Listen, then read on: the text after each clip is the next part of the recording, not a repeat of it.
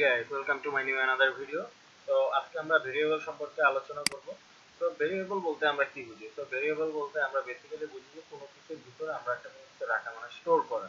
তো আপনি যদি একটা এক্সাম্পল ধরে নিতে পারেন যে আপনি একটা গ্লাসের মধ্যে পানি ভরলেন। তো এখানে গ্লাসটা হচ্ছে ভেরিয়েবল আর আপনি যে পানিটা ভরলেন সেটা হচ্ছে গিয়ে আপনার ভ্যালু। তো লেটস আপনার একটি আমি ভাগ দিলাম, দেন x equals to 10 রাখলাম। তো এটা হচ্ছে গিয়া আপনার একটা ভেরিয়েবল। তো ভেরিয়েবলের বিভিন্ন ধরনের টাইপ থাকে, যেমন এটা যেহেতু 10 আপনি এটা ইন্টিজার দিতে পারেন, আবার যদি এটা ডাবল হয়ে থাকে তো আপনার ডাবল দিতে পারেন। যেমন ডাবল দিতে গেলে এখানে 0.11 দিতে হবে, তাহলে কিন্তু এটা ডাবল হয়ে গেল। যদি আপনার এখানে স্ট্রিং হয় তাহলে এটা স্ট্রিং ভেরিয়েবল নেবে। দেখছেন আপনাকে ইরো দিয়ে দিচ্ছে। তো এটাই যদি আমরা জাস্ট ডাবল কোটেশনের মধ্যে নেই তাহলে কিন্তু আমাদের ইরো সলভ। আর লিস্টের যেমন ভেরিয়েবল আছে, তো লিস্টের ভেরিয়েবল গুলো যেমন আপনাকে লিস্ট লিখতে হবে।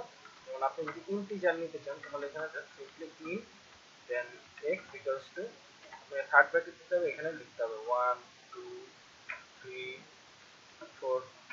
তো আপনার কিন্তু লিস্টের একটা ভেরিয়েবল হয়ে গেছে। তো এটা অ্যারের মতো কিছুটা। তো এটা হচ্ছে কি লিস্ট। তো লিস্ট আপনার ভেরিয়েবল ইউজ করতে আপনার কিছু কন্ডিশন আছে।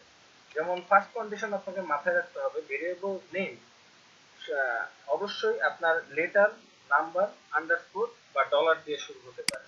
তার মানে আপনি কোনোভাবেই মানে কোনো একটা ডিজিট দিয়ে শুরু করতে পারবেন না। যেমন ভেরিয়েবল নিলাম, এখানে যদি 2 দিলাম, এরপর যদি দিলাম এক্স ইকুয়ালস টু রাখলাম হচ্ছে সামথিং।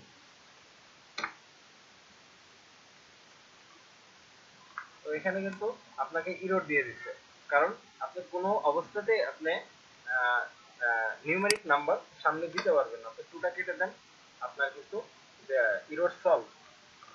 দেন হচ্ছে গিয়ে এটা কিন্তু কেস সেন্সিটিভ। ওকে, যেমন আপনি যদি in x equals to 100 suppose, আর এখানে আপনি ইন দিলেন বড় হাতের এক্স ইকুয়াল টু 50, আপনি যদি দুইটাকেই প্রিন্ট করেন, আপনার ফার্স্টে ছোট হাতের এক্সটাকে প্রিন্ট করলেন।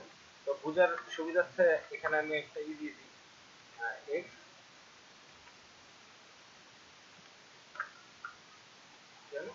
জাস্ট আপনি শুধু এখানে ডলার দিবেন এবং এক্স দিবেন। তাহলে আমি যদি ফার্স্টটাকে এক্সটা রান করি কি আসছে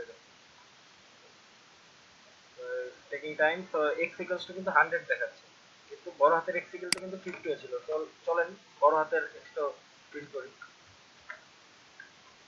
তো এখানে বড় হাতের এক্স দিলাম, পরে ডলার দিলাম, বড় হাতের এক্স দিলাম, এখানে একটা সেমিকোলন। তো রান দিব।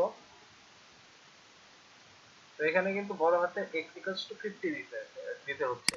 তো আরেকটা যেটা ভেরিয়েবল ডিক্লেয়ারের ক্ষেত্রে আপনাদের মাথায় রাখতে হবে, ভেরিয়েবল শুড বি মিনিংফুল। যেমন আপনি নেম নিতেছেন, তো আরেকজন যখন আপনার কোডটা করবে তখন যাতে বুঝতে পারে, তো আপনি নেম নিলেন ভেরিয়েবল।